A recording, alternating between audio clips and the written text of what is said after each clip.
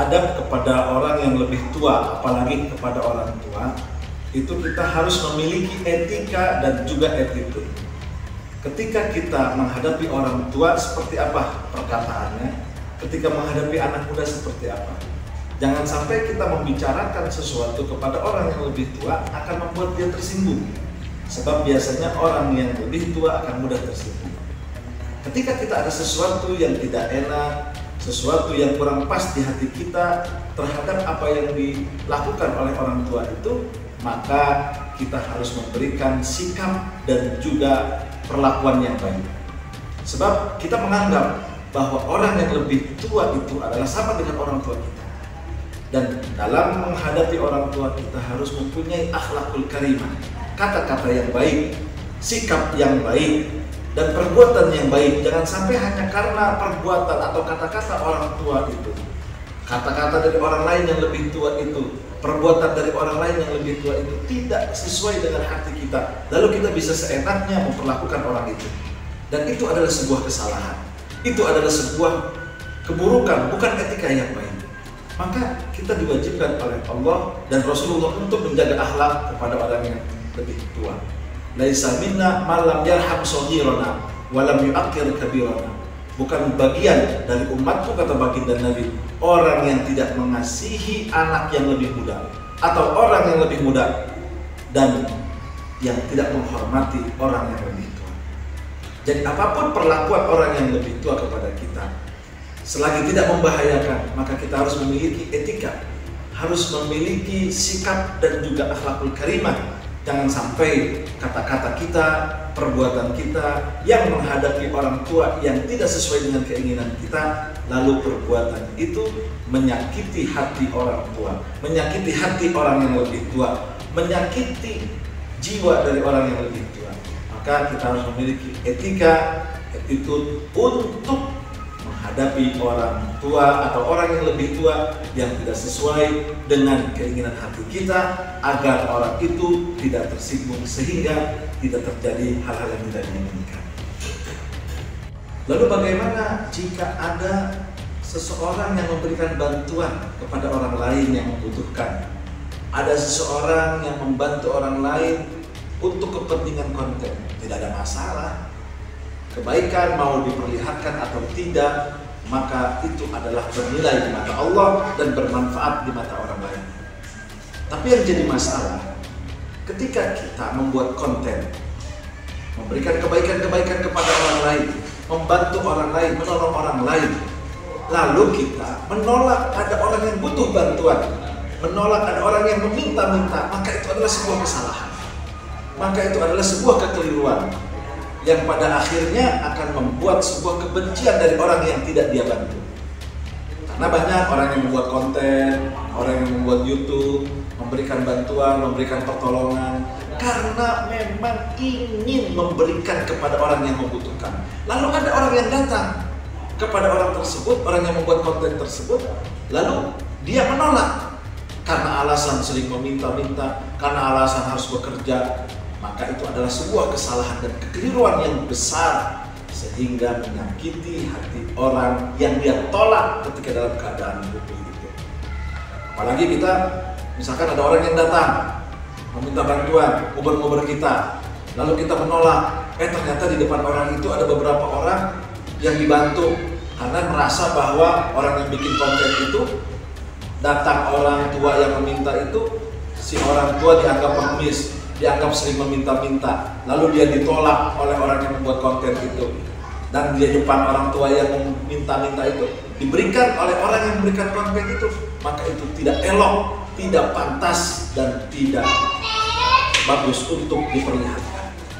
Apalagi kita sampai memaki-maki, apalagi sampai kita mengatakan hal yang buruk kepada orang yang meminta tadi, maka itu adalah sebuah hal yang sungguh dimurkai oleh Allah Subhanahu wa Ta'ala. Jangan pernah kita memberikan ucapan yang tidak baik terhadap orang yang meminta-minta. Lihat baginda Nabi, dia dicaci, dia dimaki, beliau dihina, dihujat, tetapi tetap memberikan bantuan dan kebaikan kepada orang-orang yang menghujat. Maka jadilah kita konten kreator yang baik, jadilah kita mempunyai konten YouTube yang baik, jadilah kita memberikan contoh yang baik terhadap konten-konten kita, agar tidak ada lagi orang yang tersakiti, orang yang terzolimi, apalagi sampai orang itu merasa memiliki hati yang terluka. Di dalam memperlakukan kebaikan kita, di dalam menolong orang, di dalam membantu orang lain, itu pun harus punya etika. Jangan sampai ketika ada orang yang kita tolong, beberapa orang yang kita ingin bantu, tetapi ada orang lain yang tidak merasa terbantu, apalagi kita cuekin di dalam membantu. Maka itu akan menyakiti hati mereka, maka itu akan melukai hati mereka, dan itu tidak diajarkan di dalam agama Islam. Maka ketika kita ingin menolong, ketika kita ingin membantu, kita melihat dulu, jangan sampai ada orang-orang di sekitarnya yang sama merasakan kesulitan, lalu dia tidak merasa terbantu, dan tetangga sebelahnya melihat dia dibantu. Kalau memang kita mau membantu dengan sesama, ada etika, ada adab, ada akhlak yang harus kita kedepankan. Oh, ini harus kita bantu, kita berikan. Kalau kita tidak mau membantu orang lain, tidak masalah. Yang penting kita tetap punya etika, yang penting kita tetap punya adab. Kita tolak pelan-pelan, kita tolak baik-baik, kita tolak dengan perkataan yang halus, sehingga tidak lagi menyakiti dan menyinggung hati perasaan. Jangankan kita tidak mau memberikan bantuan, kita membantu, kita menolong orang lain, lalu kita menyebut-nyebut kebaikan itu sehingga hati orang itu tersakiti, maka dilarang oleh Allah, wala yatsba'uha adza. Jangan kita membantu orang lain lalu kita mengungkit-ungkit kebaikan itu. Apalagi kita membantu seseorang lalu ada orang lain yang tidak merasa dibantu. Ada dua orang yang dalam kesulitan memohon bantuan, meminta pertolongan, lalu salah satunya dibantu dan yang lain tidak. Maka itu adalah menyakiti hati orang lain yang tidak dibantu. Nah, ini akhlak dalam Islam. Bagaimana para sahabat membantu dari orang-orang yang merasa kelaparan, semuanya dibantu. Bagaimana Rasulullah melihat orang yang tidak punya makanan, dikasih makanan oleh Rasulullah. Dan ini adalah akhlak dan adab yang dimiliki oleh agama Islam, sehingga kita penganutnya harus mempunyai jiwa untuk membantu. Wallahu fi auni al-abdi, maka al-abdu fi auni akhihi. Allah akan senantiasa membantu orang di mana orang itu mau membantu saudaranya. Jadi kita harus beretika, mempunyai akhlak di dalam membantu orang lain, atau kita ingin menolak dari permintaan pertolongan orang lain agar tidak terjadi sakit hati kepada orang lain.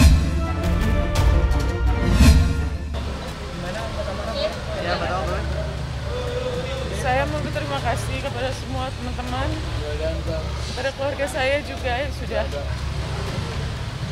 berdoa supaya saya bisa mendapatkan keadilan.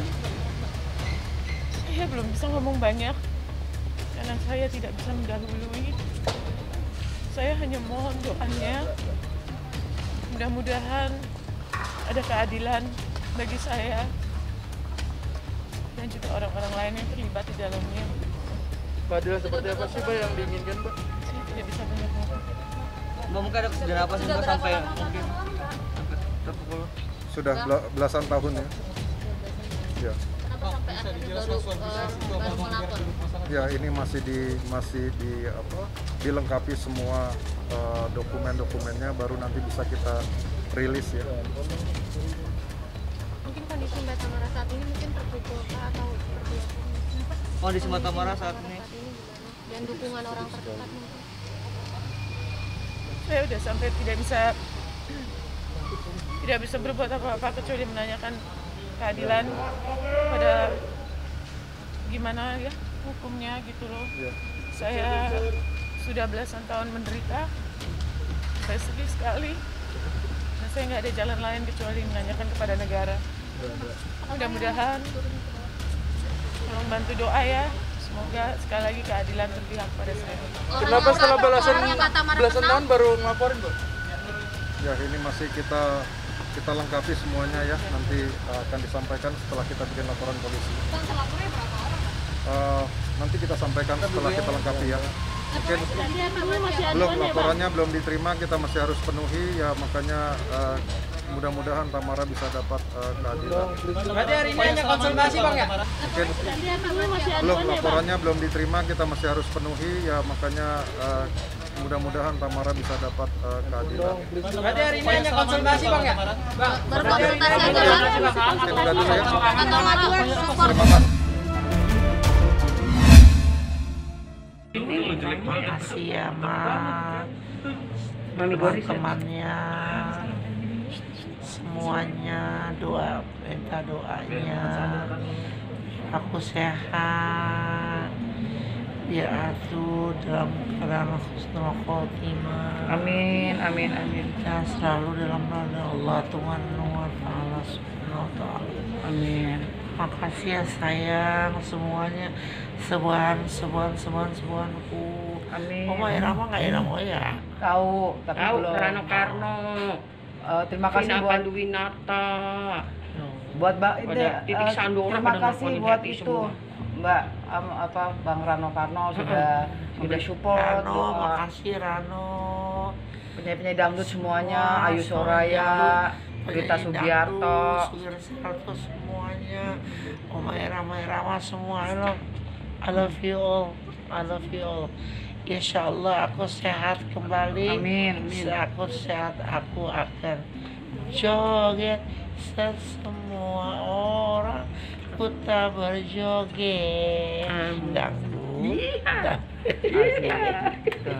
Amin, amin. Umur jalan biarin di tangan Allah. Yang penting sehat tuh sehat. Pokoknya semua kecuali dalam artis siapapun apapun dirawain pasti Allah akan melahirkan dunia kan akhirat ya Allah. Amin, Ya Allah. amin.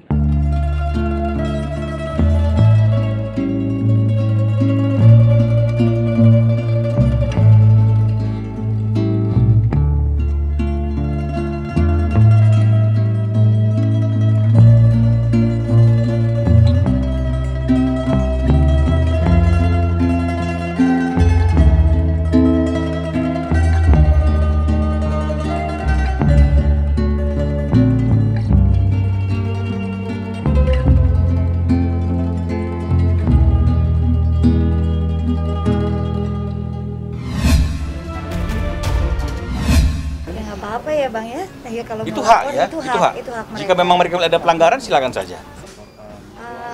Enggak ya, karena buat saya maksudnya ayah sama ibu kan kesana kan sebenarnya kan niatnya kan pengen tahu gitu, benar nggak dia tinggal di sini, alamatnya di sini. Dia Kenapa bikin seperti itu? Kenapa membuat hal seperti itu, kan wajar ya, namanya orang tua. Ya.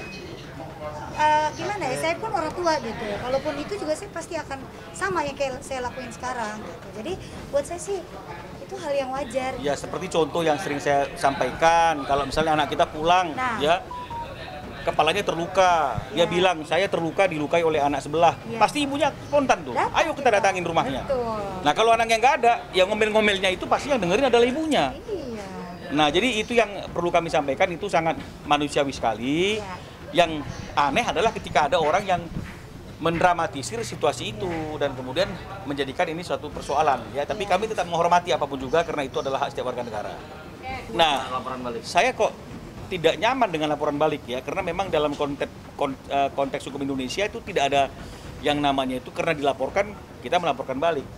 Sebuah laporan itu pasti ada dasarnya. Jadi oleh karena itu saya lebih memilih bahwa mereka menggunakan haknya untuk melapor ketika mereka merasa ada pelanggaran hukum yang dilakukan oleh kita. Nah, apa pelanggaran hukum itu? Kunjungan dari ayah dan ibu ke Bojonegoro. Nah, kunjungan itu tentu sifatnya sebagai orang timur kan awalnya kan silaturahmi, ingin klarifikasi. Kenapa kok ada orang yang niat sekali bikin akun yang isinya khusus memojokkan, menghina, melecehkan Ayu sebagai anaknya dan Bilqis sebagai cucunya. Nah, kalau ternyata kemudian sampai di sana orang yang bersangkutan tidak ada, saya rasa manusiawi sekali kalau misalnya kemudian unek-unek, kekesalan, ya, rasa kecewa yang ada dalam diri ayah dan ibu itu diungkapkan di tempat, dan karena yang di tempat itu hanya ada ibunya KD, yang mendengar adalah ibunya KD. Jadi ini yang perlu kita jelaskan. Tapi tetap kita menghormati apapun yang dilakukan oleh orang yang ingin melakukan upaya hukum.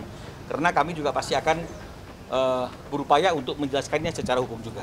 Saya kira seperti itu. Nggak bisa bilang mungkin, karena kembali saya jelaskan, secara konteks hukum pidana, tidak dikenal yang namanya konsep damai, yang sepanjang saya ketahui.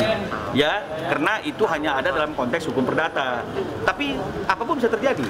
Ya, artinya kalau memang misalnya ada kemungkinan adanya mediasi yang dilakukan oleh pihak penyidik, dan kemudian itu bisa kemudian menyelesaikan persoalan, karena ini mungkin dianggap sebagai delik aduan, silakan saja. Saya kira tidak kemungkinan apapun juga. Ketemu dengan KD, nah ini yang sering dipertanyakan. Ada nggak dia untuk musyawarah? Ada nggak dia untuk silaturahmi? Ketika ayah dan ibu datang ke Bojonegoro, niatnya untuk bersilaturahmi, niatnya untuk mengklarifikasi, tapi karena tidak ada dan akhirnya yang mendengar emosi itu harus orang yang ada di rumah, itu dipersoalkan. Nah sekarang ditanya, apakah nggak ada niatan untuk bertemu? Ketika bertemu dipersoalkan. Jadi ini yang harusnya jangan dibolak-balik. Ya, saya kira seperti itu ya.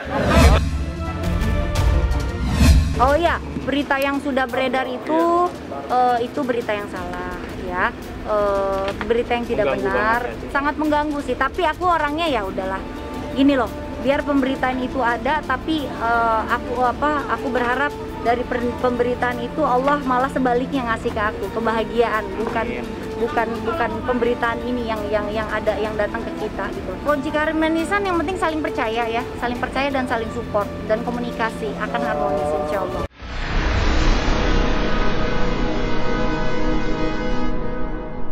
Jadi jangan lupa untuk subscribe Cumi Cumi, ditekan ya tombol lonceng merahnya.